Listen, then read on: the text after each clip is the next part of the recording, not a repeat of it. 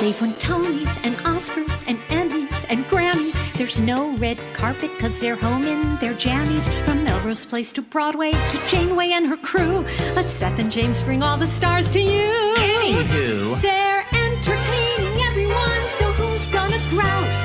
Just sit right back and you'll hear some tales on Stars in the House.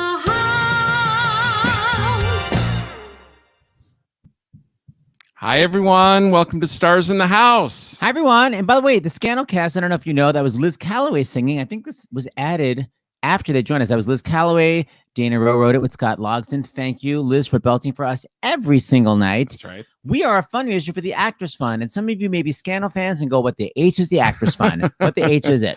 The Actors Fund is a human services organization that's been around for like over 125 years. Yeah. Been around for a long time. And it isn't just for actors. It isn't just for Broadway or TV people. It's really for people who work in the arts all over the country, whether it's theater, opera, any kind of dance. They're there for you to help you pay, if you're in times of trouble, like a lot of people are right now, your rent, your insurance, literally pay for your food, anything that you need. And if you're a professional in the arts, behind the scenes, on stage, they are there to help you. Medical bills. Yeah, and you can go to actorsfund.org if you are able to help. And by the way, I forgot, we have Shonda Rhimes herself in a clip that we can actually show Seth, who's much more eloquent than I am in saying what it is. So let's show that right now, and then we're going to tell people how to give. Yes. In contact with the Actors Fund, I got to know them during the writer's strike. We did a fundraiser for them with Grey's Anatomy. Grey's Anatomy sort of did a concert. Shondaland did a concert and raised money for the Actors Fund during the strike. And that's when I really got to understand what the Actors Fund did, which I thought the idea that there was a organization out there that provided all of these services, every kind of service for everybody in the industry, because it's not just for actors, it's for anybody who works in the arts community, because it's not even just film and television, it's opera, it's radio, it's theater. That made me feel like there was a safety net and a world in which we as a community were taking care of other artists. Yes. That's well right. said. That episode was written by Shonda Rhimes. So listen, if you can donate, here's what you can do. You go to starsinthehouse.com and make a donation. Also, for you millennials, you can text Fund 2020 to 56512.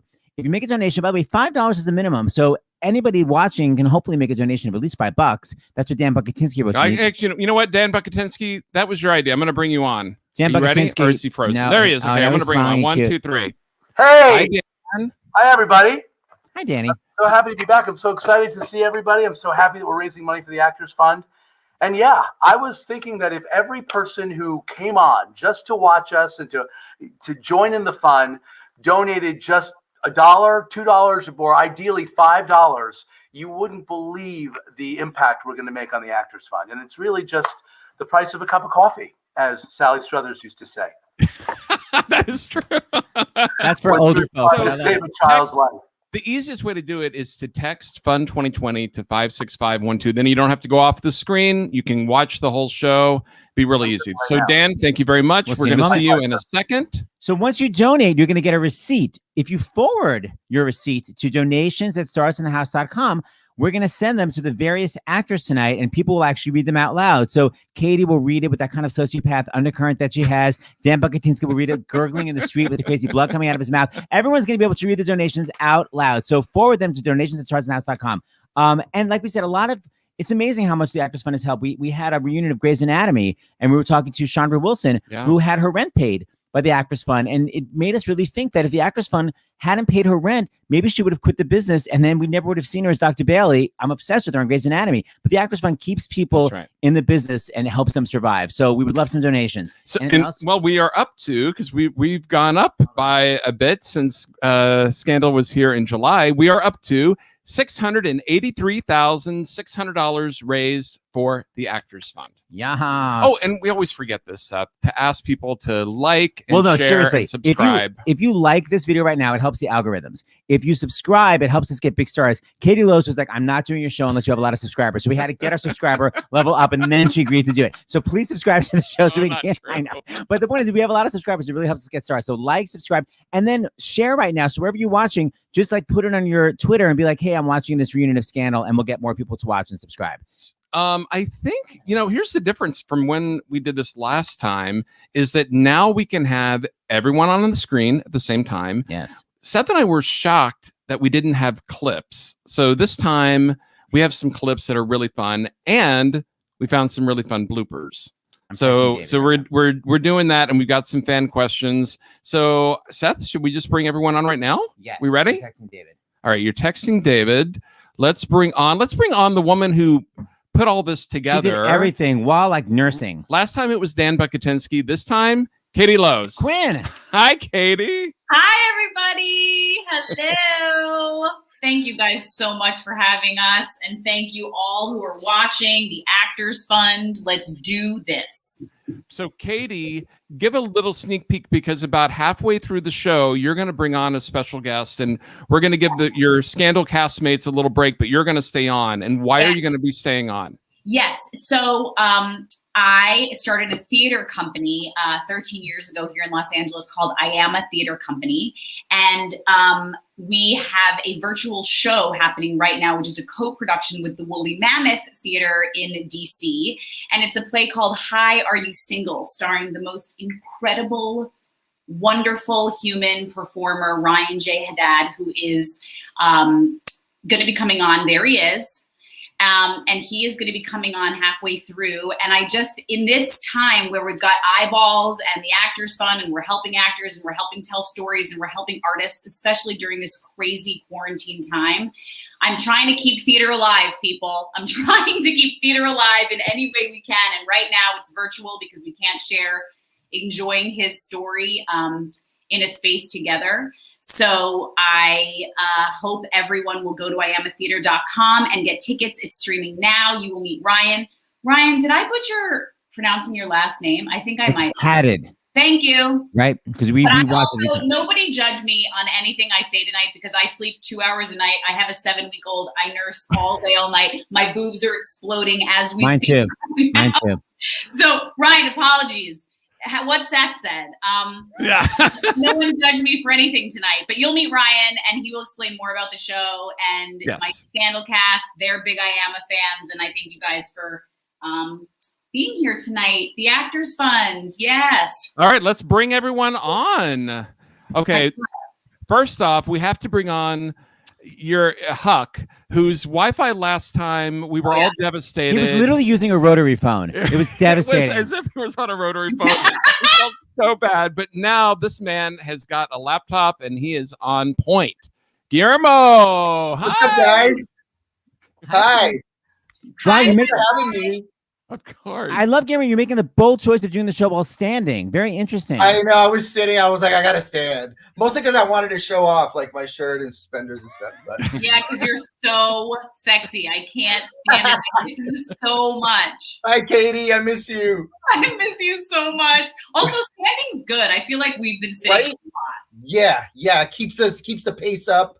Keeps the energy up. Yes. Yeah. Yes, Queens. All right. Shall we bring on Ms. Kate Burton? This is, I think, Kate's 3rd or 4th time on the show. We love our Kate Burton. Kate Burton. Hi. How are you? I'm so excited. Hi, Guillermo. I can't believe it's been so long since I've seen you, Katie Lowe's. I love you, Kate Burton. I miss you. Seth and James, I feel like I live in your house. That's what's happening, right? We always see Oh you. my God, you guys. It's amazing to be here. Thank you. Thanks for asking me. It's so great to see everybody. We're such psycho fans. By the way, we're like, I have to say, this is probably our favorite TV show. All right, let's save it till everyone's on. We got a lot to say. And by the way, we have a big confession, but we have to save it for everyone. Like probably one of the biggest confessions that Seth and I have ever made on Stars in the House, and we are going to make it. No, not at all. Let's bring on your co-star Jeff Perry. Hi, Jeff. Hey, you guys. Hey, Hello, friends. Hello, my darling. And I just realized this is on Sirius XM radio. So for people listening right now, we have Quinn, we have Huck, we have the lover of liberty herself, Sally, Sally Langston, and we have the good-hearted Cyrus. Evil. Well, let's bring on his husband, Dan Beckatinski, who made it possible. Scandal Part 1 back in July. Dan. Hey, hi everybody. Here he is. Hey, Jackie. Katie is so beautiful. I'm meanwhile live on Instagram right now, so that anybody who can't go on Stars in the House can watch live on Instagram. Nice. Wow. He's such a producer, Dan. We love it. Just can't stop.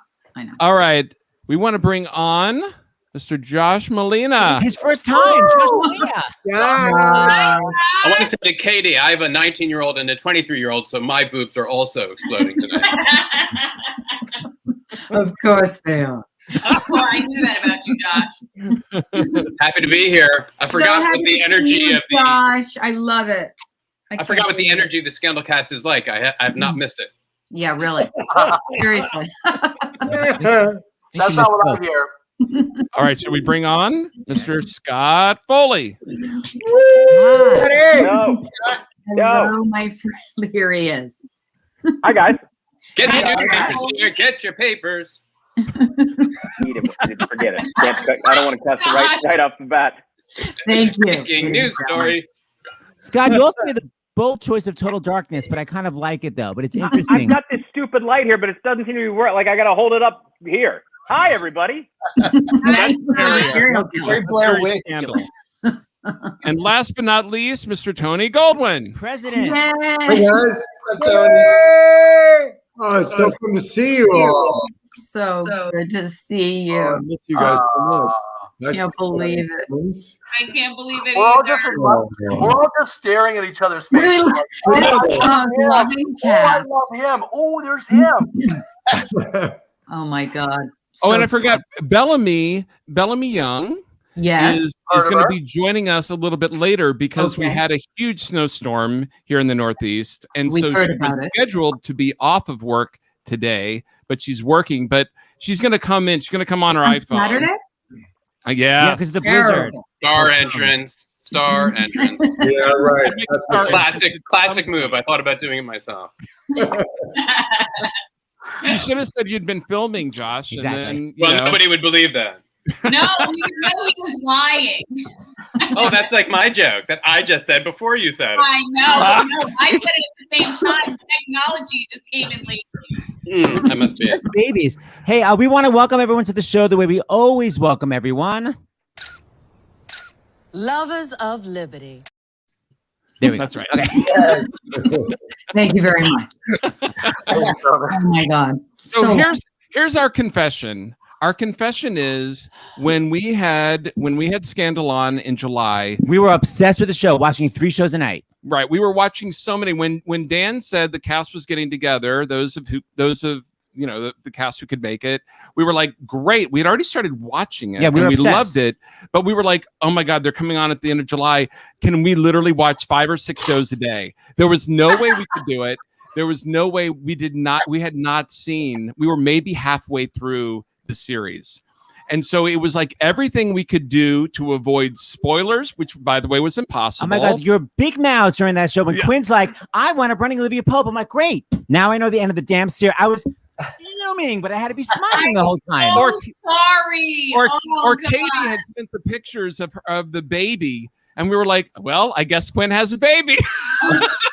And then Dan was like, I only last 3 seasons. Like, wonderful. So we loved the show so much, and we were trying to enjoy, but also not really listening. We had like 50% tuning out. So now we've seen everything. I can't tell you how much we love the show. And by the way, I was not nervous last time, but now because all of you you're such great actors. It's such a wonderful series, one of the best series I've ever seen. Yeah. Now I'm actually a little bit nervous. You kept asking us what it was like to work with Julia Louis-Dreyfus, so we knew that you had to see that. I'm sorry about that. That was my bad. My Not bad. all vice presidents and presidents are on the same show. It got mixed up. We were really halfway through, but and also I think Bellamy revealed about the presidency. There was all this stuff we had to tune out, but I'm telling you, the writing on the show, the acting on the show, it's literally, I cannot tell you how much we love the show. So basically the whole hour is just going to be me saying we love the show and no questions. Yeah, so we're just going to be typical fans. This, the last time we were like professional interviewers, now it's just like gushing fans. We're upset. Okay, so we want to talk to the new people first because we never saw Scott, and Josh cannot make it. So Scott, we'd love to ask you, how did you get the gig in the first place? Because he's so scary. I feel like I made a bad impression the first time because I'm pretty sure I was here. Last time. Was I not? I can't remember. Not for I think this. I was. I think if you remember, Maybe you for probably another were. one. Wait, you actually miss us? Okay, no, dear, you were not here. Okay. These guys will know. By the way, the fact that nobody can remember either way is not good. I'm gonna look for You know, Scott, the only thing I could think is that because Well, Dan knows. Dan put it together. because you came on so late in the season, we may not have known how important your part was because you came on like second season, didn't you? I came on second season. Yes, the end of second season. So That's maybe we're right. like- And It was the first season reunion. I think we thought you were like an under 5. So that's the only thing I can think. well, I mean, as far as my career goes, you would have been right. How did I get the gig? I sort of backed my way into it. I was doing Grey's Anatomy, and Shonda called me in. Forgive me, castmates, you've heard this a million times. Shonda called me into her office and said, I wrote this pilot. The network thinks it's pretty good, and I want you to play this role. And I said, great. And she said, you want to read it? And I said, okay. And I went back to my trailer on the set of Grey's Anatomy, and I read it, and I loved it. And I went back to her office on the Grey's lot, and I said, I'm in. She said, the part's yours. And great. I called my agent. I said, guys, I got a pilot. It's great. It's going to be good. It's called Scandal. I read the script. It's awesome. Shonda's next show. And 2 weeks later, Shonda called me. She said, I'm so sorry, but, you know, ABC's got a new president, and they want to see you read the part. I was like, hey, that's all right. It's what I do. It's my job. I went and I read. They put me on tape. No problem. She called me back a week later and said, they want you to meet with the director and read again. I'm so sorry. And I was like, Shonda, don't worry about it. I will absolutely come in and read again. I came in and met with the pilot director, and I read again, and it was great, and it went well, and I got a thumbs up from Shonda on the way out, and Linda Lowy, Jeffy's lovely wife, gave me a thumbs up and a big hug. She's like, you're great. You're such a trooper. Thanks for coming in again.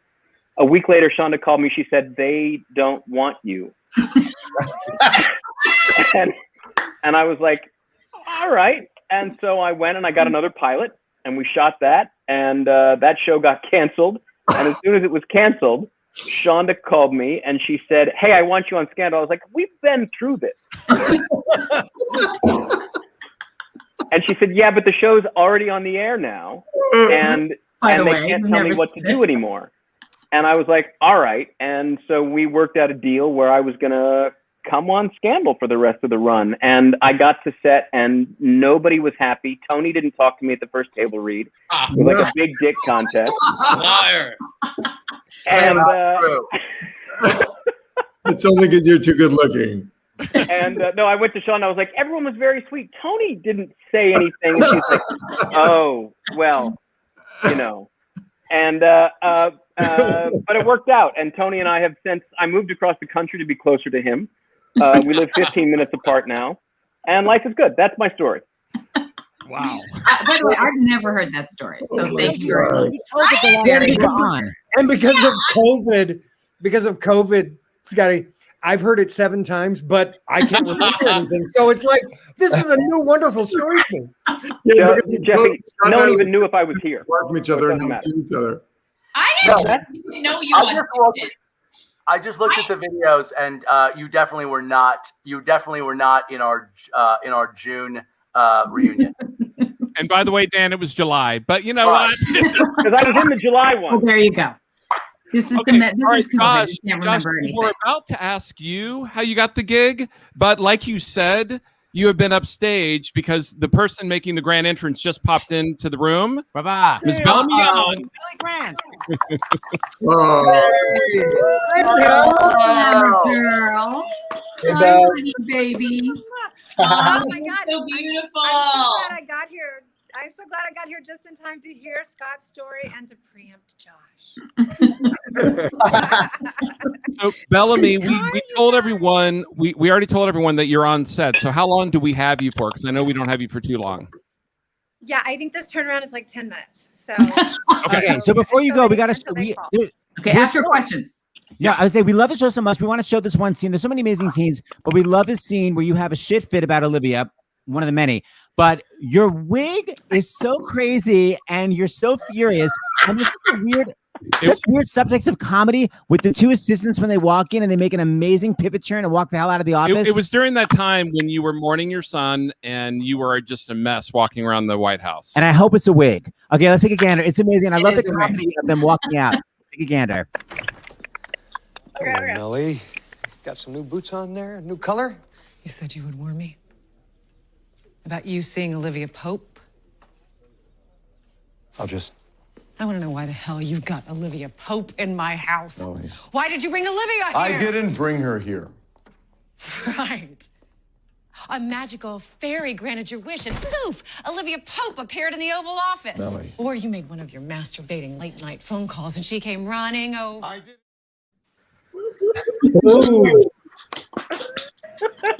I'm not sure it was Bellamy wearing the wig in that scene.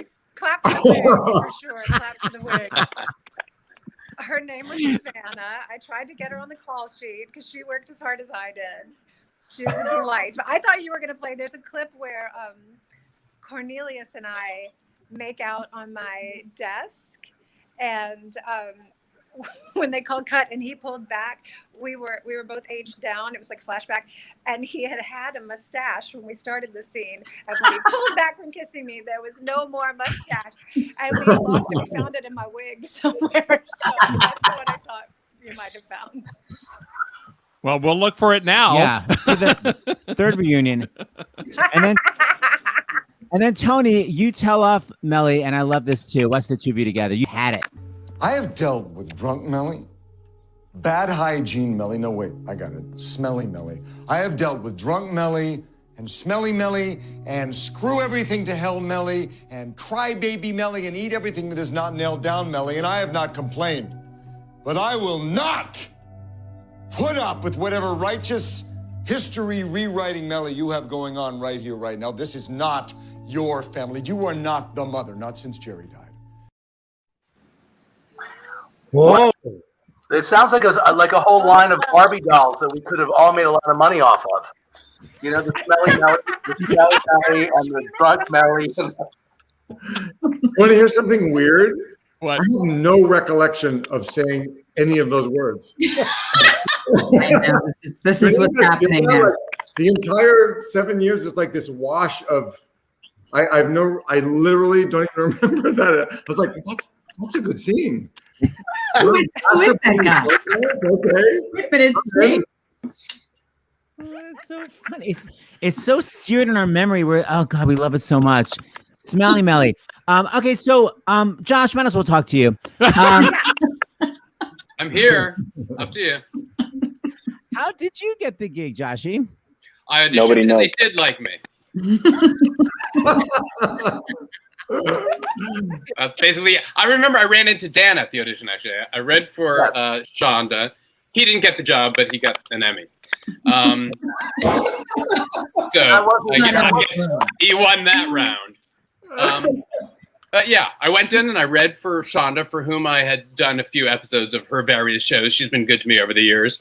And I remember first the awkward thing of there was a chair, but it was like in the corner of the room, but I thought I should sit in it. And then I was like, this isn't for the actors. I'm in the corner of the room. And I moved it back and forth. It was very embarrassing. I'm like, I don't know.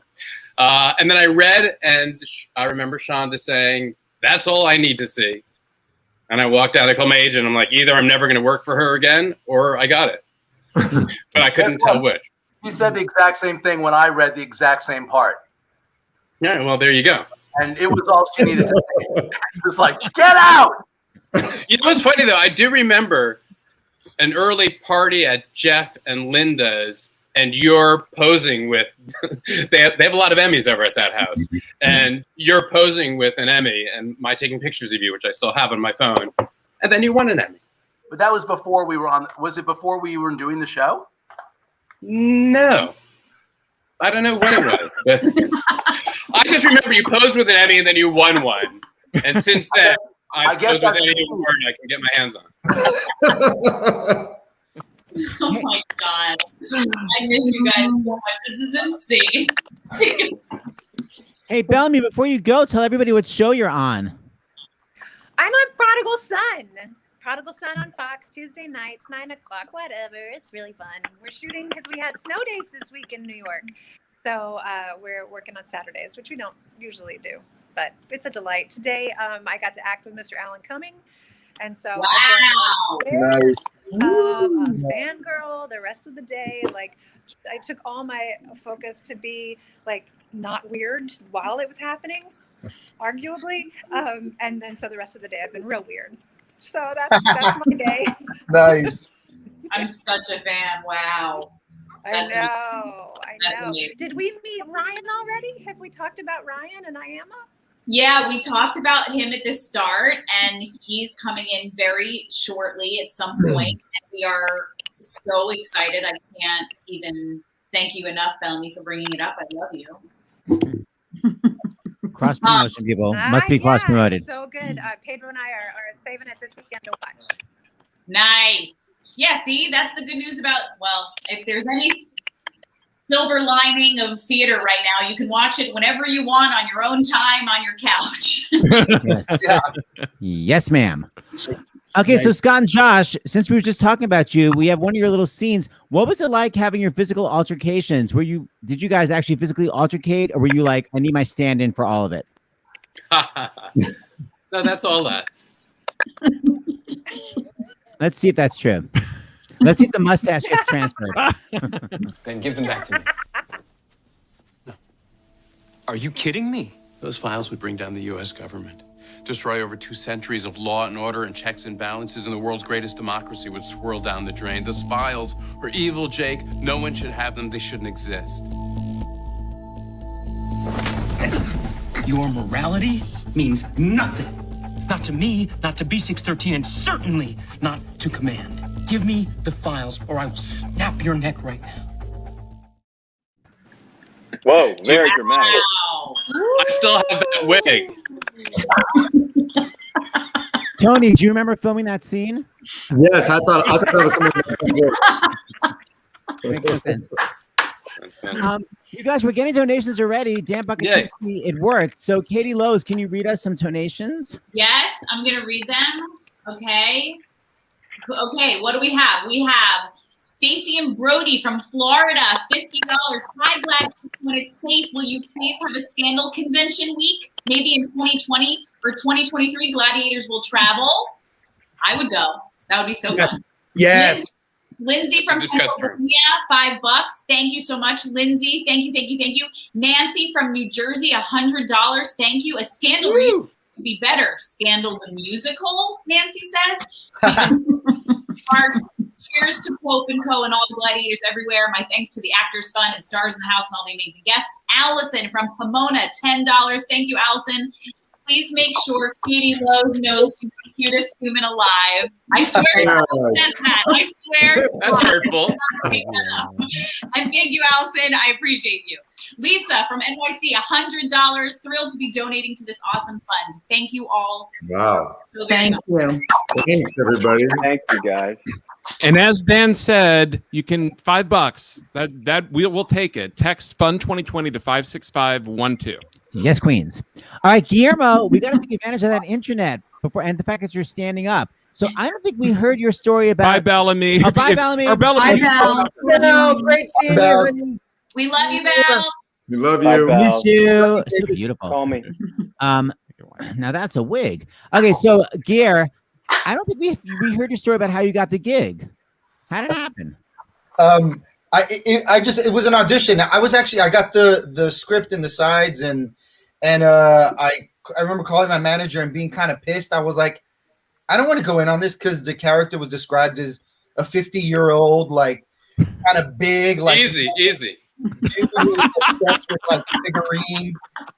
And I was like, what the F, man? Like, why do they want to see me? And they were like, no, they want to see you. They want to see you. So already I was like, all right. And I went in and auditioned and I guess, you know, clicked with Shonda and I got it. Yeah. I just auditioned once. It was just one audition. So was your real hair the afro in the subway, and then you wore a wig when you were regular Huck? No. Oh my God. I think I had that Caesar cut as Huck like forever, man. I think you sure did. Is the first time in forever that I like changed my hair. Ever. For freaking ever. People were like, thank God it changed. Yeah. I because it started growing and I changed it. Whatever. That's not interesting. But you know, I remember Huck wasn't in the pilot at all either. Like Huck had like a few lines in the pilot, not a lot. No one knew what his deal was. Like, yeah. But when you auditioned, she gave you like a whole monologue that was like really messed up, right? Yeah. I auditioned with like a 2-page monologue. But yeah, in the pilot, I wasn't in it very much. And then Shonda ended up writing that scene in the bathroom with you and I. Yeah. Oh my God, Guillermo. That was our first day. I think that was my first day. That's where I cry in the bathroom. We shot that 7 hours. Yeah. Of crying. And I remember going home and eating like taking a Domino's pizza and folding the whole pizza in half and just eating it as pizza because I was like, I'm so messed up. Like I'd never done a crime scene for that long. Little did I know that was going to be like a recurring thing. Yeah, we shot it at a museum, right? We were like, well, it was supposed to be a museum, right? We were like downtown somewhere. Yeah. And it was super fun. Great because we like Guillermo and I. Then Shonda just ended up writing so much stuff for Huck and Quinn. Like, I don't. It was, but Guillermo, did that monologue ever actually get filmed? Because it was so. My first audition for Scandal was for Huck, and it was like, yeah, it was the best monologue. I'm not kidding. And believe me, I was as surprised as you are. And sad today. So I read this monologue. We need to find that tape. We need to find that tape. Oh my God. When I got to the end of it, we all looked at each other and I said, this is clearly not me. But it was such a great monologue. It was so well written. And I learned it in like, you know, when something's really well written and it just sticks in your bones. Yeah, it was such a good monologue, and I read it, and I felt so lucky to even just get to say it out loud. But when it was over, we all just sort of looked at each other. It was like this ain't happening. If all of your brain stems are attached, and mine is as well, there's no way that I'm going to play this part. And I left, and it was totally fine, and everybody was happy. But that was my first audition for Scandal. Wow. And I auditioned to play Olivia Pope, and I auditioned to play Quinn, and I auditioned to play. We have a fan question for Guillermo and Katie. You want to read it? It's from Rach. From Rach. How much did they enjoy the torture scene? Or scenes, I should say. Torture/killing scenes. Oh, when we were tortured. I mean, I enjoyed filming everything with Katie. Katie and I were like, you know, the best of friends on set. And it was always like the most fun. Yeah. We had the best time. I think Guillermo, like, I feel like Guillermo's a huge horror fan. So like, I feel like you were really good at like blood and all that stuff. Like I would always, I was definitely acting. Like I did not like you know, working with fake blood and torturing people. It's sticky. It's disgusting. It's like just so uncomfortable. And you were so good at it. You were so good at it. I really appreciate that. Katie, at one point during the show, Katie, as a gift, gave me a knife, and she inscribed in it, "You're a natural." Watch, look, I'm gonna grab it real quick. Right here. Look, I still have it. Oh my God! Isn't that awesome. Yeah. Oh my God. Katie gave them to all of us. I Imagine used it I killed myself on best knife in the world. But yeah, it says you're a natural. Anyway, thanks, Katie. You're welcome. I love you. You didn't like torturing other people. What about when Huck had to torture you? Was it terrifying, or were you laughing the whole time? No, it was I thought it was I mean, it was one of those days where we did it for we did all the torture scenes back to back to back to back. And it was like a 15-hour day of me in a duct tape bra. Yeah. That's all I remember. Yeah. I remember you with that duct tape bra. And I was duct taped like this. And, it was just a lot of screaming and crying for a lot of hours. But I really trusted. I was scared actually, and I felt like I don't know if I could have done that with anybody else. Guillermo was we would go there and it would be really intense, and then in between each take, Guillermo's so loving and caretaking. He would just be like, "Are you okay? Do you need anything?" I mean, it was so crazy. I just remember us eating at the time you were eating super healthy. I mean, you always eat healthy. Yeah, you were having a huge salad and stuff. Underwear. Yeah. Lettuce. Boo-hoo. You had to be a bra and underwear. Boo-hoo. Well, too. The same thing. I had to be in a duct tape bra and underwear, so I was eating lettuce and just being careful. And then that night again, I went to Delancey and ate an entire folded it in half, ate the whole pizza, the whole bottle of wine. I'm a go-to, guys. Seth and James, you may have noticed that when we talk about eating healthy, because I'm going to be in a duct tape bra, that in Shonda's beautiful queendom, I got to escape this pretty much. But Me too. Those who are who have the DNA, Scott Foley and Tony Goldwyn, quickly learned that on this show, certain boys have to take off their shirts like every other episode. And the amount of food deprivation that went on. Well, for some of us, not for all of us. But. No, not for me. Oh my God. I think All it I was remember when Dan had to take off all of his clothes for the mic scene with Jeff. Dan, you were freaking out. I freaked out for 11. I had 11 days. I had 11 days to lose, in my mind, 65 pounds. You know what I did? You know what I did, Danny? Danny, you called me. So Linda Lowy is the casting director, and she's my wife and the far more talented of the duo, and of us. And she lets out this yelp from the backyard, and we had kind of a Chinese wall agreement of, honey, you get scripts, a week or two before me. You cannot tell me stuff.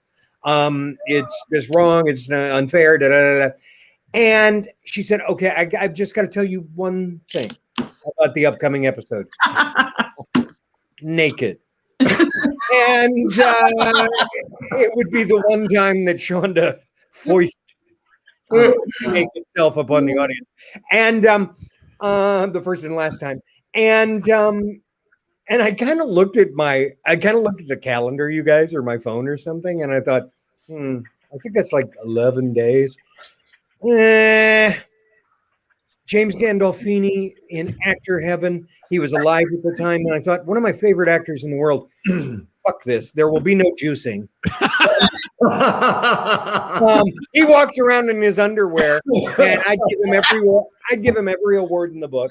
And so I starved myself and did so many push-ups, and it made absolutely no difference. So I still had to wear nothing but a Band-Aid. And it just goes to show you, I think self-acceptance, which will never happen, but that's the goal. Oh my God. There's a song called 11 Days in the show Here Live Love. You guys know that song? Oh, I think you could rewrite it about those guys having to lose 65 pounds. That is inside, That is Josh. inside. Excellent in the theater. I just reference. wanted to throw my cred out there. My musical. Here's the torture scene, just to remember right before you get a pizza. Here we go. Enjoy. Enjoy it. I'm sorry. I'm so sorry because I'm going to enjoy this. I'm going to love it and I don't want to, but you're so fresh, so new, you're soft. And I've never done this with someone in the family, someone I love, and that's... sorry, I just need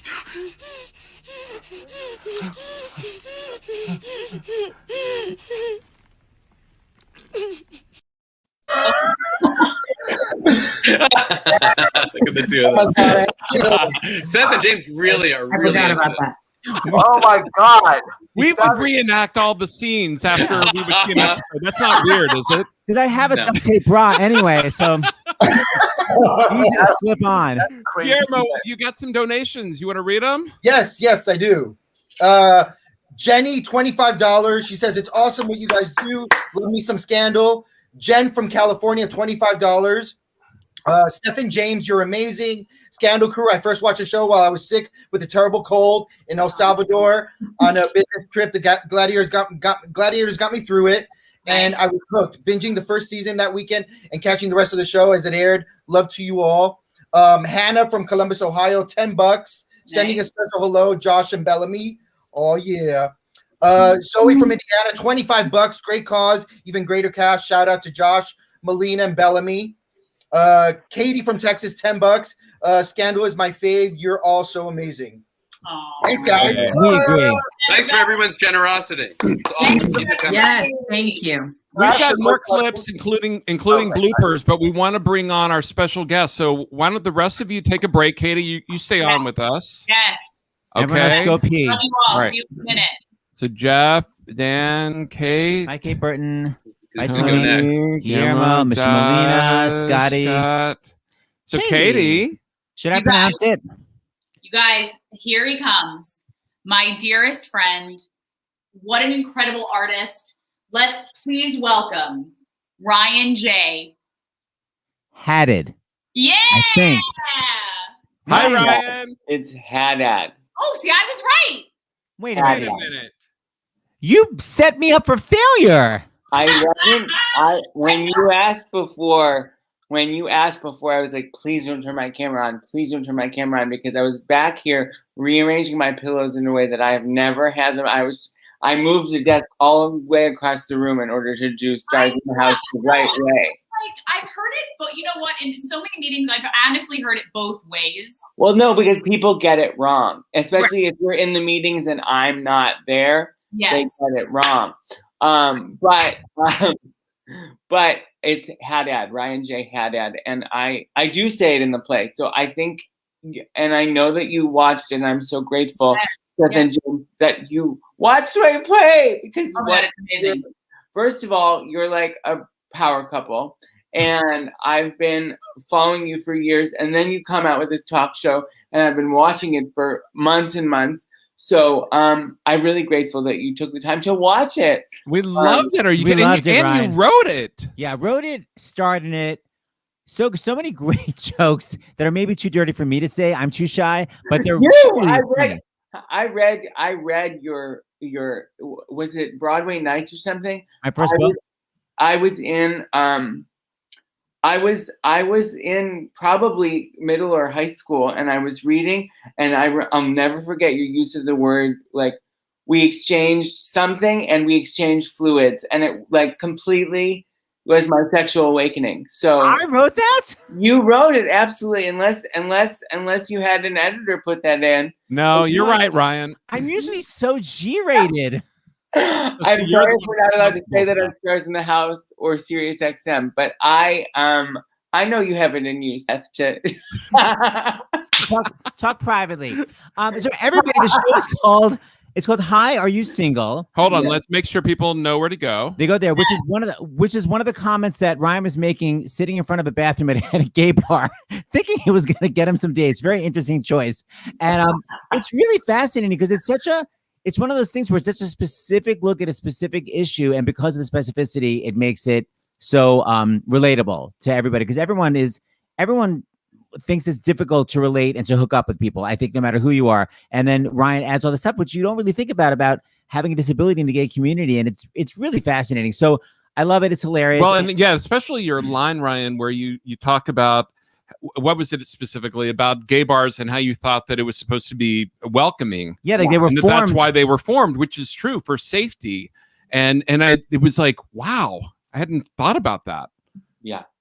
Because first I was like, no, they weren't. And James was like, no, they were. Yeah, they were. And I was like, oh, right. It was like a refuge from the prying eyes of like, the mean world. But then it's actually turned into its own mean world. It's really, really fascinating. And then, Katie, how did you hook up? You guys met in a gay bar? What's happening? Yes, I wish. But my theater company, I am a theater company where you can get tickets to the show. We've been circling Ryan Haddad for years because he is brilliant and we've been hearing about him. And then we have this incredible commission called the Shonda Rhimes Unsung Voices Playwriting Commission that we grant to one playwright a year. And Ryan was the recipient in 2020. And we were like, here's money, please write us anything, you're a genius. Then the world happened and COVID and all of this, and we got word that Woolly Mammoth Theater in DC was producing his one-man show called Hi, Are You Single?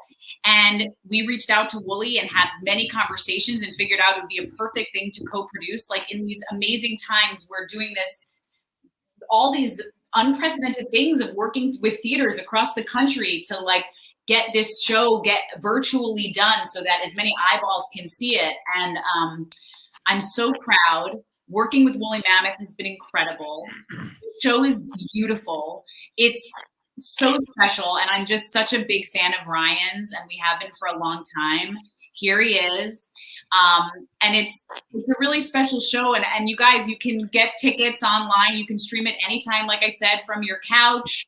And it makes you feel connected to human spirit and humankind right now, which I need more than ever. And I feel like everyone else does too. So Ryan, so it gives you that theater kick. Yeah.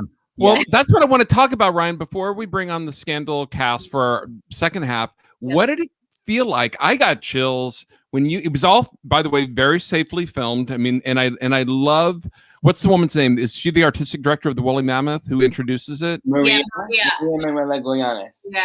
He explains it really well, how it was done safely. So you don't have to watch it thinking, okay, was this done before COVID or was everyone safe? In the audience. It's very safe, but you have to be like one of only, I don't know, a handful of actors who performed live on a stage in the past year.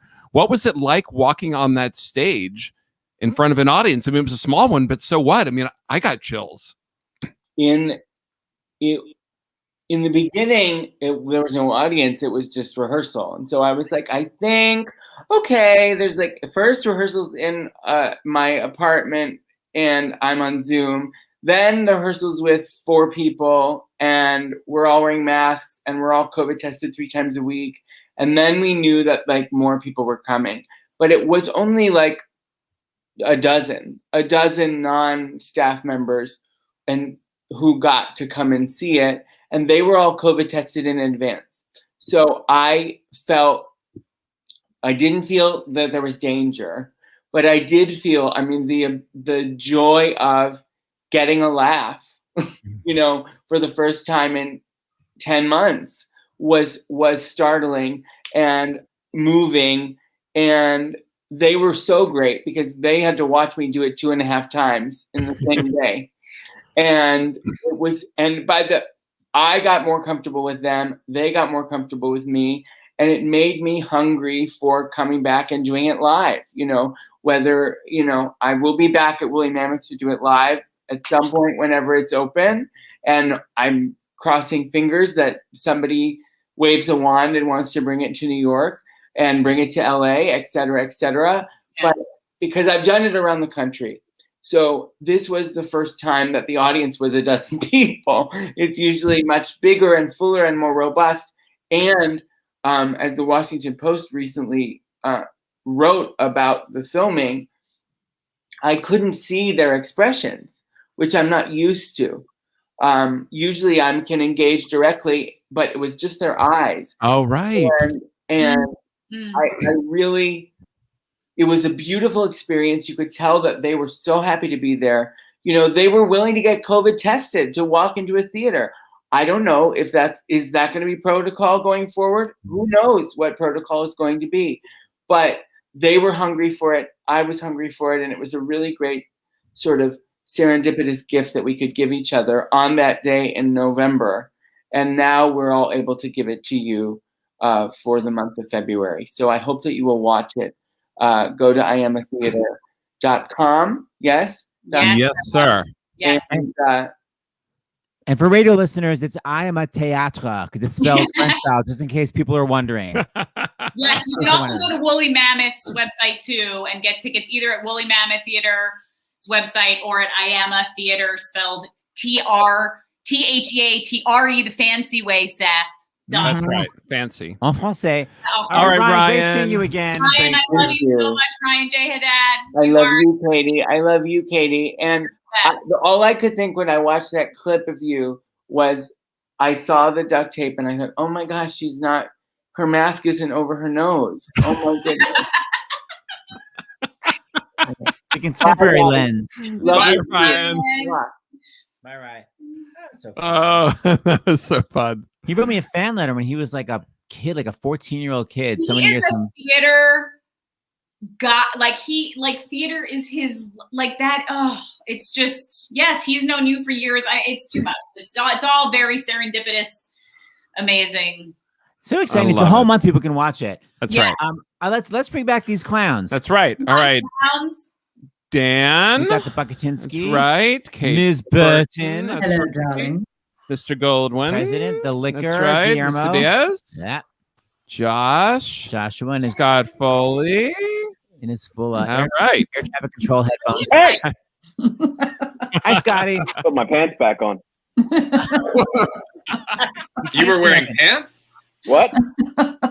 Okay, kids, we've got so many scenes. So, Dan, we can finally talk about your death since I basically tuned you out when you said you died on the first show. But now I can take it in.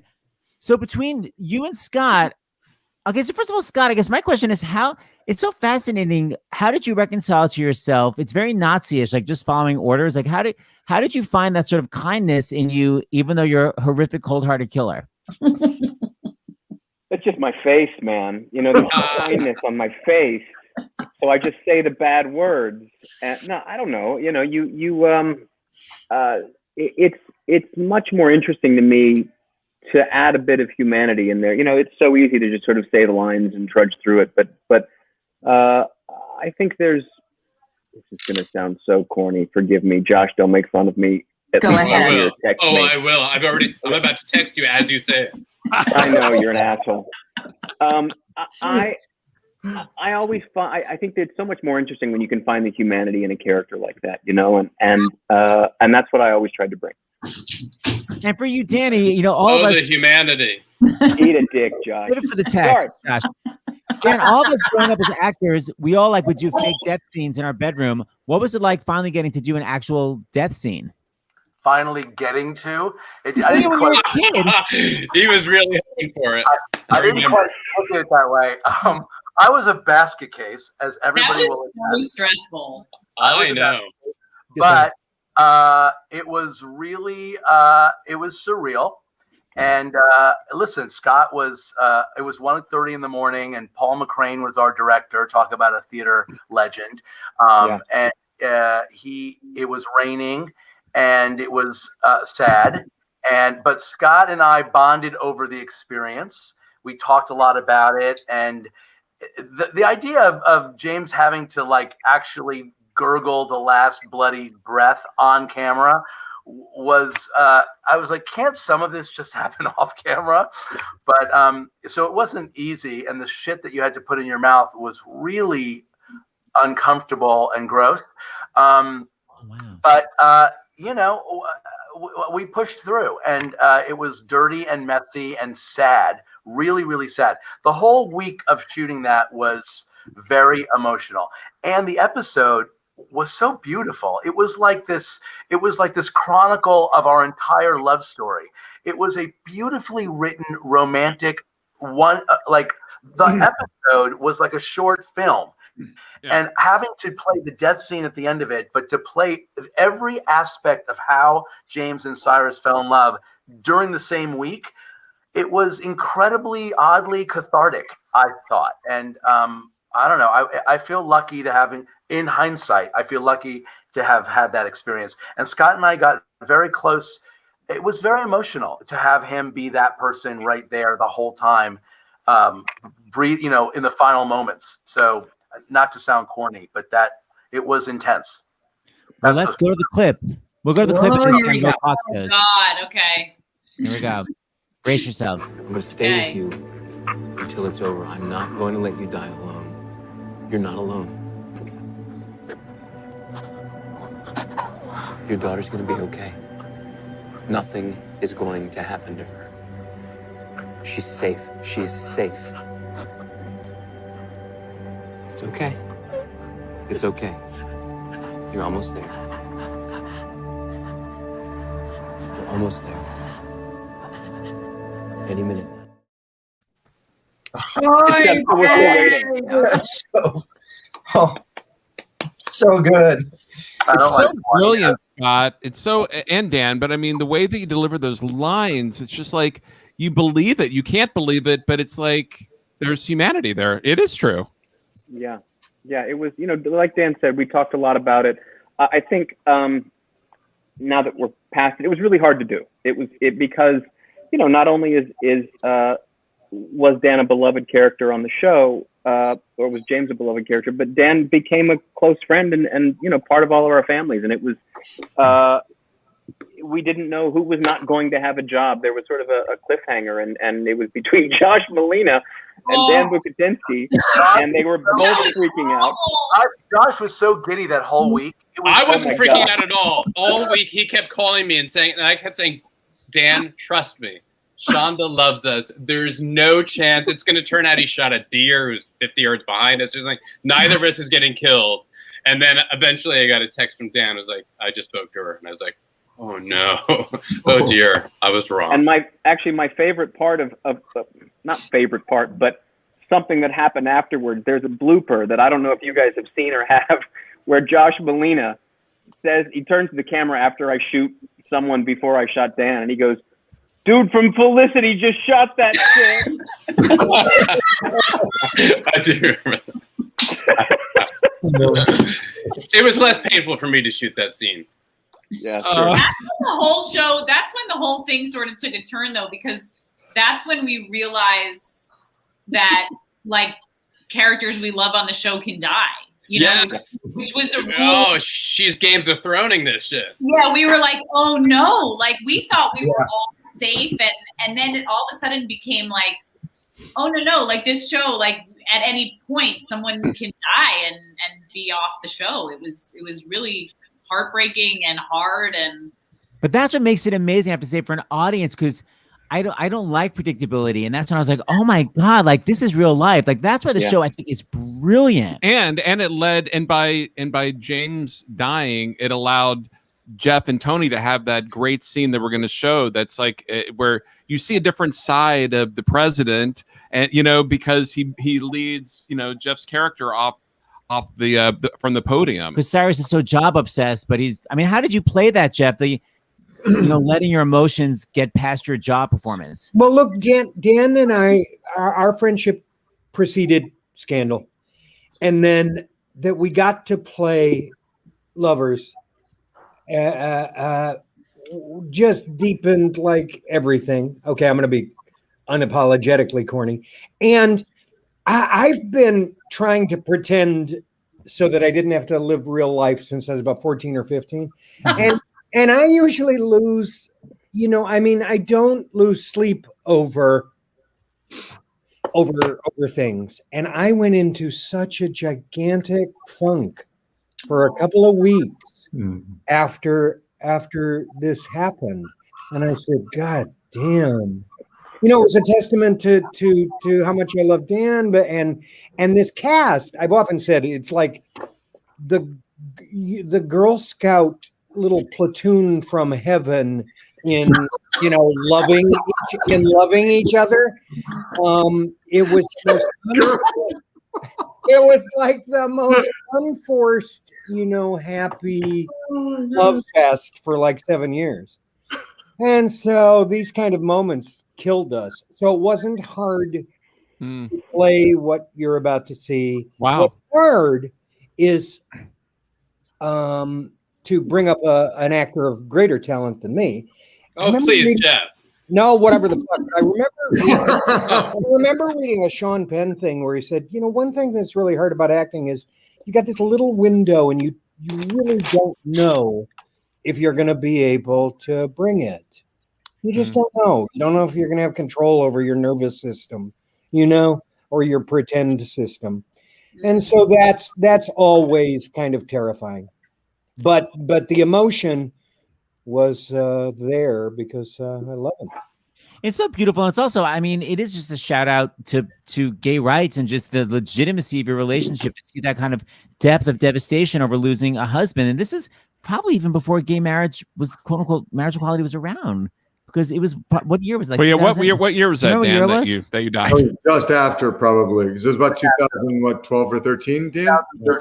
13. Right when it happened. So here it is. It's such a beautiful moment between the two of you. Ah. Ah. Oh, no.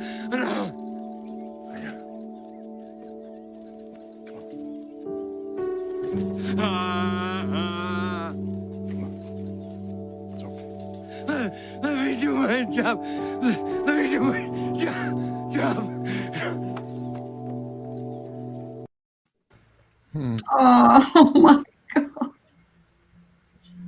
I forgot. Really beautiful. The show has everything. It's like the emotion. Trump wouldn't have done that. Trump would not have done that. Listen, give him a chance. Give him a chance. Before we turn to Kate Burton, Josh, did you get some donations? Yes, I did. Let me read them. See those acting chops. Yeah. Teresa, $10. She just started watching Scandal, and it's amazing. By the way, I saw Katie in Waitress, and you were. No, she said incredible. She said incredible. I misread that. I'm sorry. Yeah. This is what always from happens. Arizona, $5. This is for Guillermo. I've Really? loved him ever since I watched him, and I think I do. Christy, $5. Please let Scott know that I'm Team Noel. Forever loved him on Felicity and Scandal. Big fan.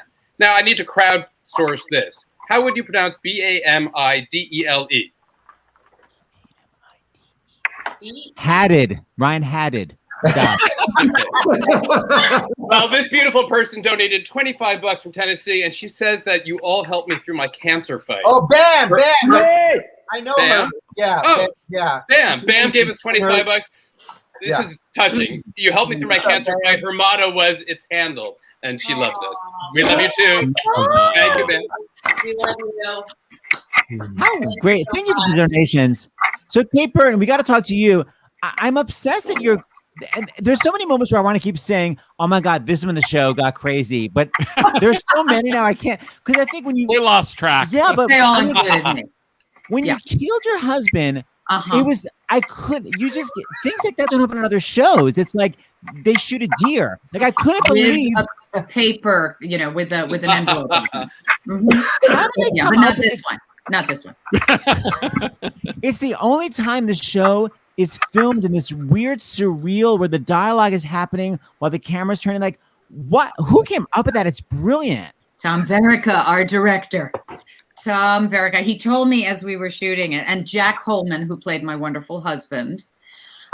Jack Coleman and I did play practice. I think I might have told you this another time in his kitchen the day before, because we knew all the fake blood that we were going to have to deal with.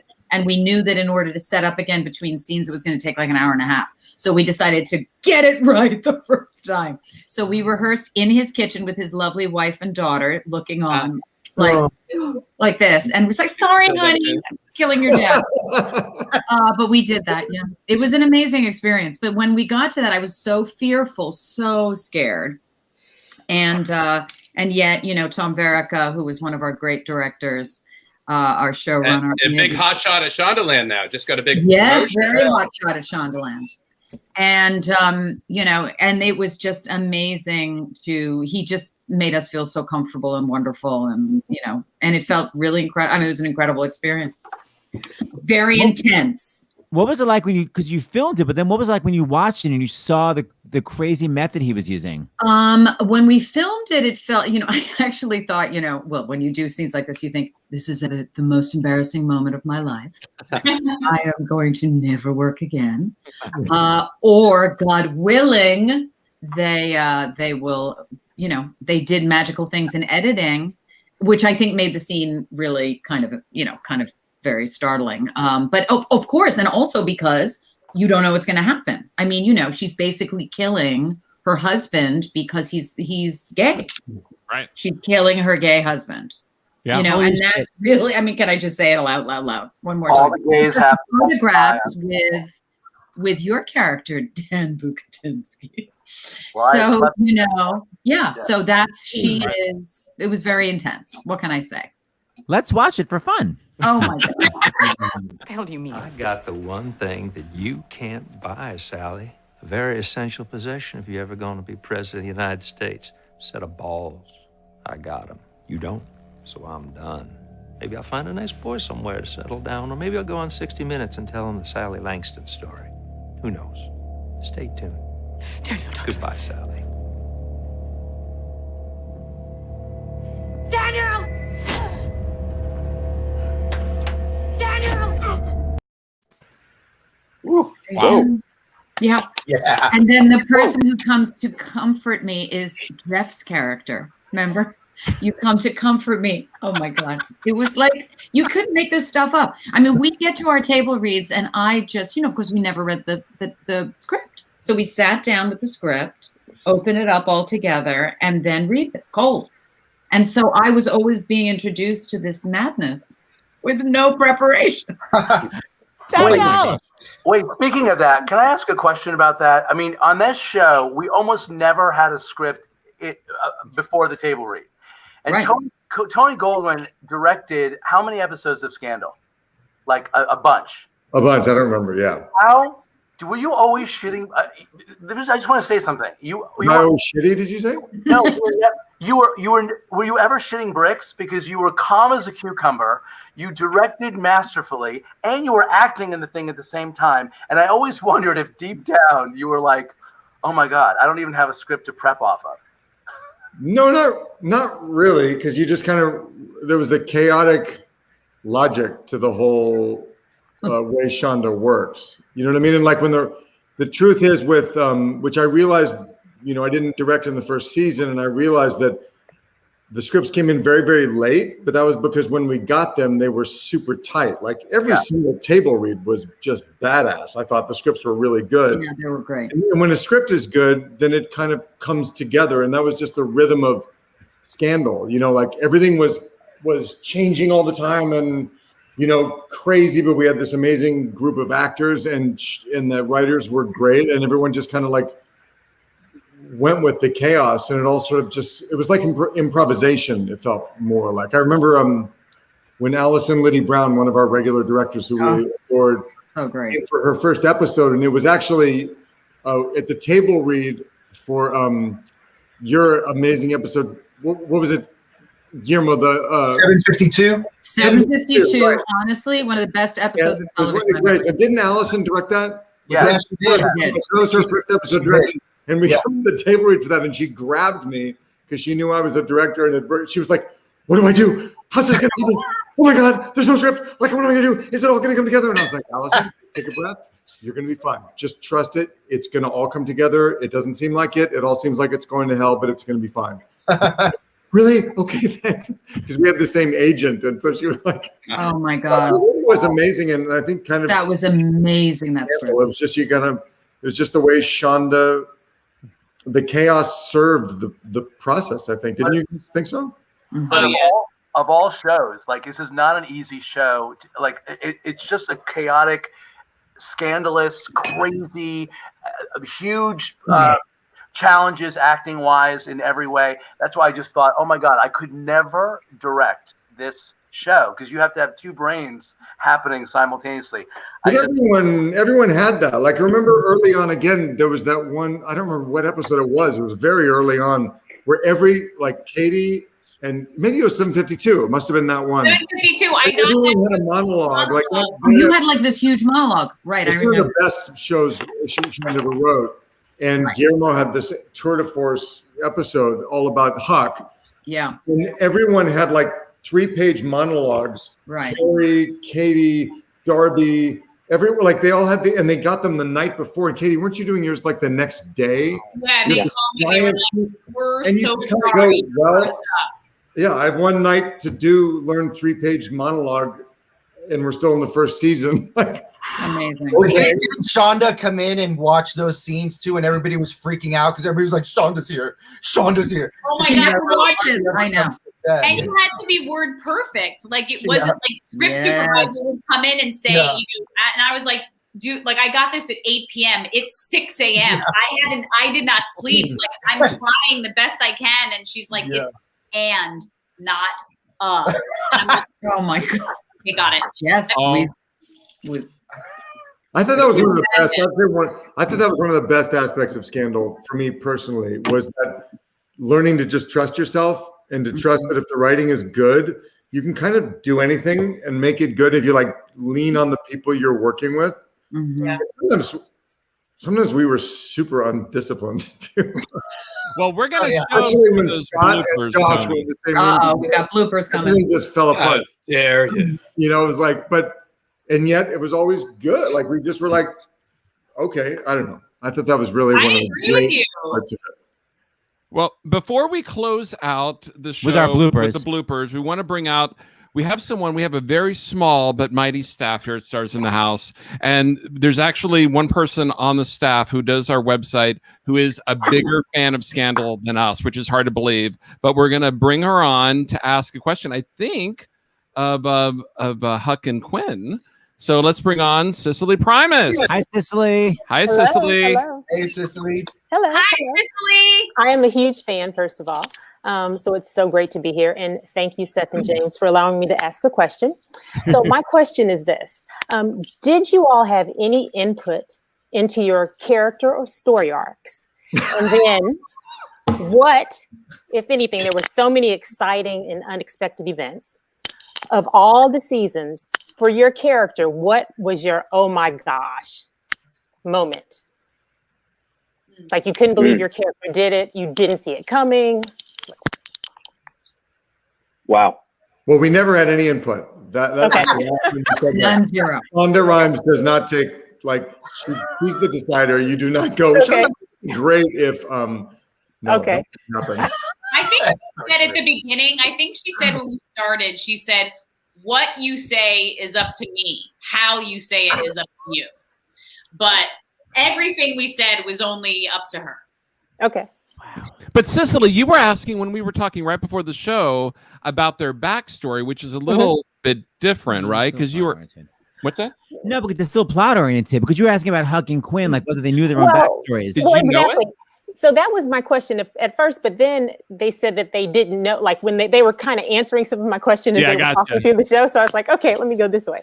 But so what was the moment in the show that totally shocked you that your character did? Because as your characters did evolve, you know, they had these past activities that shocked all of us at home. So yeah, I'll help out. Tony, you murdered a Supreme Court justice.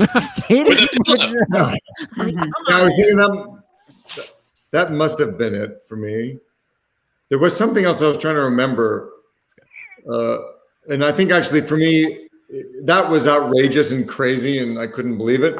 But there was something I did to Carrie that I remember really shocked me. And I think it was, like I said, I've forgotten, like it's a blank a bit, but in the church, and she finally, I've been fighting really hard to like get her back. And then we had something where she comes up to me and says, okay, I'm going to go with you. And I was like, no, get the fuck out of here. I was like, what? I honestly, when we did the table read of that, I burst into tears. Like I could not believe, I almost couldn't get the words out of my mouth. Like I didn't know where, and you find out in the script, you find out like it was like the structure was messed up. So you didn't find out why he said that until a scene or two later, and then it explained it. So I remember being so shocked that I would reject her. That was the one for me that I was completely blown away by. I don't even remember what the storyline was, but I remember the moment. Mine, Cicely, wasn't shocking, but it was yet another yelp from my casting director wife from a different room.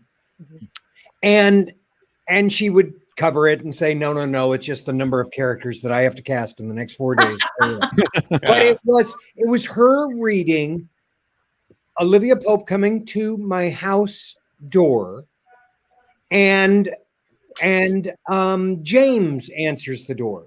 And for a millisecond, Linda's brain is like, Shonda's so eccentric. So Cyrus's wife, he's named Cyrus's wife, James. That's funny. And then she immediately goes, oh God, no. Oh, Cyrus is gay. And that led to, I don't know how many episodes we were in, already. And it led to me kind of, Rolodexing through my brain. Wait, Shonda has planned this, right? Or wait, is there anything I've done that I got to undo? And I realized, no.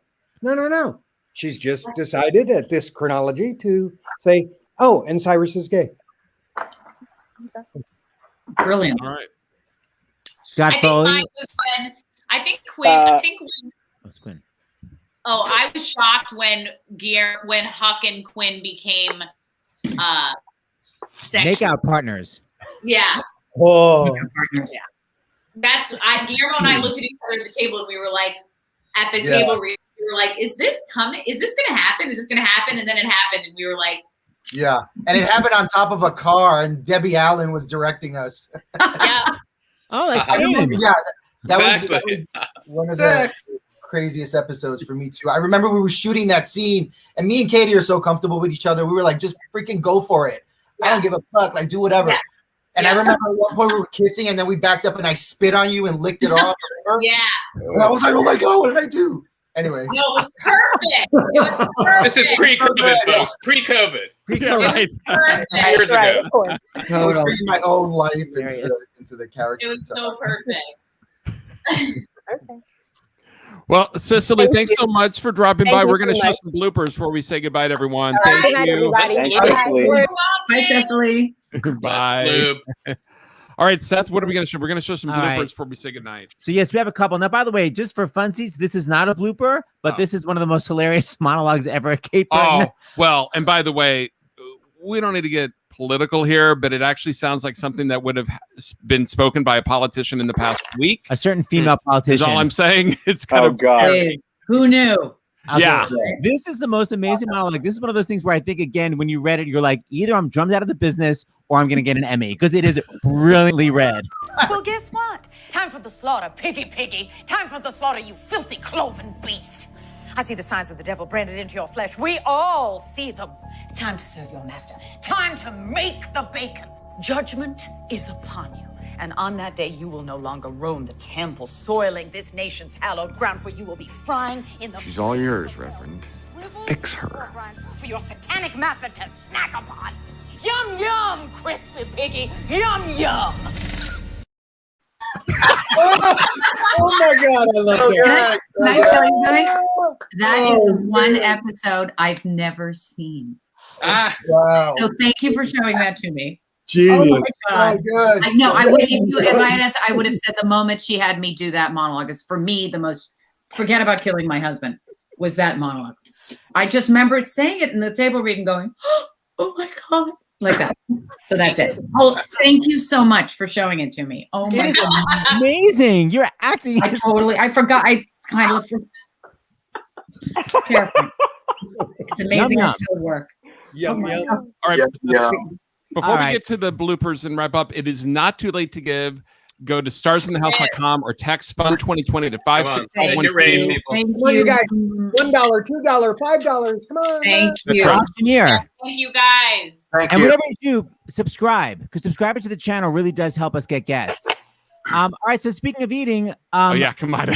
yeah, Guillermo. Next time, just really measured bites. Measured If bites. Harold Pierce proved to be a problem IPO-wise, we could just inject him with drugs and stick him in a closet. Olivia.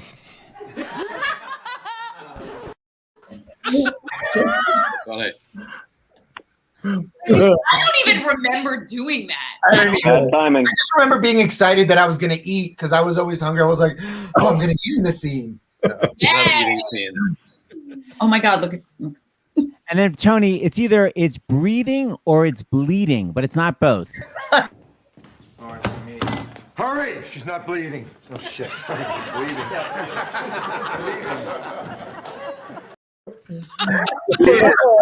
These are fun. This is after you killed the Supreme Court justice, right? Leave it. All right. God. Okay, Josh, this is you being effing hilarious. and making fun of Scott. Oh my God. Right. The sass level is amazing. That doesn't mean it's okay. I don't know the line after that, though. I knew it. I knew it. Mm-hmm. This is how it works. Let's take it from whatever line you know. Just toss one out. It could be another episode. Hunker in, people.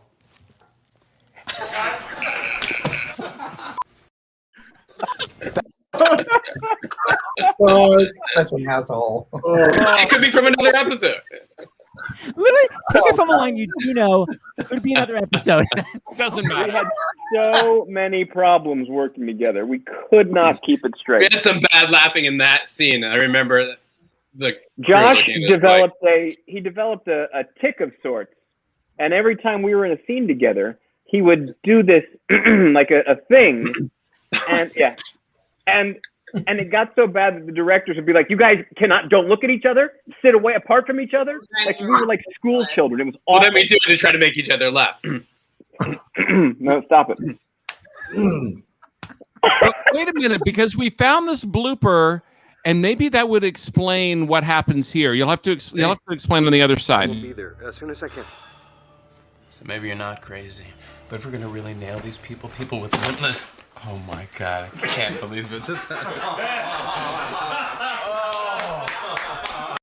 Scott, were you behind that? What's the story, Josh? My browser failed to play the clip, so I don't know what we're discussing. It literally said your browser. Huh? High on your head. Tom Verica did that. Oh, High on your head. the thing on top of my head? Yeah. Hi. Yeah. Well, he had very generously paid for a Philly cheesesteak truck for everybody. You don't have to tell this whole story. I keep kosher, so I tweeted like he doesn't like Jews, and Gosh, that is he took offense to that, and so he hit me.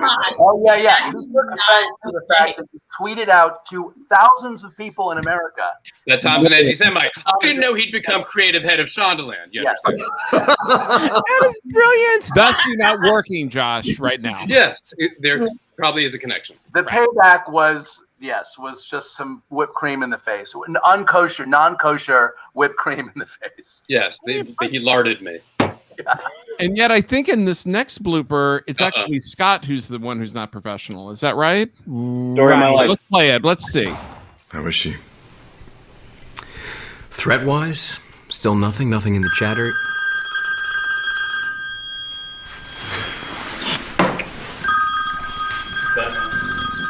Thank God it's not.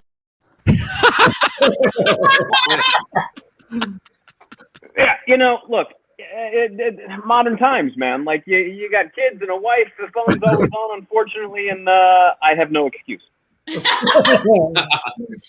Just want to clarify. And then we have we have poor Katie being where is it being It's so right there. scared? It's right there. Katie, they pulled a prank on you. It's so mean.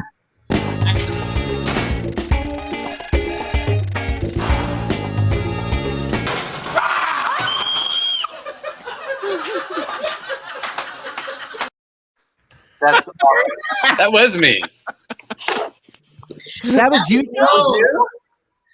That was Woj. All I see is I'm like 5 years old. That's what I see. Like, what thing was that? Right. That was pre-children. That was pre two babies and pre. Oh. Yeah. Yeah. Before we That's show what I the was last one, thinking. Katie, before we show the last one, did you get some more donations? We'll do the last batch. Okay, last Thank batch of amazing donations. Thank So you. keep them coming, because I know most people watch this not live, but afterward. Keep them coming. Yeah. Okay, keep them coming, people. Karen from Pennsylvania, $50. I love Scandal. I love all the actors who were part of it. Wishing you all the best. Thank you so much, 50. Karen. Dan from DC, $5. I have never watched Scandal. But I love it. Oh. But now I will. Dan Bucatinsky had a brilliant idea to fundraise tonight, so I gave the minimum donation of $5. Thanks for all of you for helping. I would have got more had Dan not come up with that idea. Sheila from Indianapolis, $50. I would have given 50,000. Show to stream. Love you all. Thank you, 50. Sheila. And Mike from Indianapolis, $100. Hi, James and Seth. Been watching since the beginning. I'm just smiling all through this tonight. Love y'all. P.S. Is Guillermo single? Asking for a friend. Maybe. Maybe he is. Are you a guy? The photo. No suspenders say Well, yes. that's actually a good. Is that the last blooper? Oh we yeah, have, this right? is Guillermo. This is in your natural hair, and this is when this is when they're trying to break you, and they keep asking if you have a wife and family, and they're waiting for you to say no, so that you can finally be released from the hole. Do you have a wife and child? Yes, sir. Close it up. Do you have a wife and child? Yes. Do you have a wife and child? I think so. I didn't know we were going. Are we doing another? I mean, Oh, that hole. That hole. that Oh. whole. Well, Katie, thank you so much for putting this together, and thank Oh my you all gosh, for saying thank yes. you guys all. Thank you all so Thanks, much Katie. for your time, So fun. the Actors Fund, and for hanging out on your Saturday night, and for supporting I Am a Theater and Woolly Mammoth Theater and Ryan J. Haddad and Hi, Are You Single, and all the things. I love you all. Thank you. Everybody Thank you, guys. loves- Thanks, Seth and James. Yeah. We love you guys. We're You such guys. big fans. Thanks, All right, everybody. guys. Bye. Thanks, Seth and James. Great seeing you guys. Great seeing Bye, you, Jeff. everyone. You guys. Super fans. Super fans. Bye, guys. Bye. Bye. Let's see. Video editor Paul Ewan, lighting designer Jeff Kreuter, video assets Jack Plotnick, web design Cicely, who was on tonight. Yeah, that's right. Public liaison. All right, Diane. I know she's called public liaison. Special thanks to Actors Fund, Joe Benincasa, we love him. Brian Stokes Mitchell, of course. David Engelman, Douglas Ramirez. Special thanks to Everyone at Slate. Slate, and we want to thank everyone at People. People.com. Thank you. Yes, thank you so much. And we're going to talk to Josh Molina again, hopefully. I still see that he's on. Stay tuned.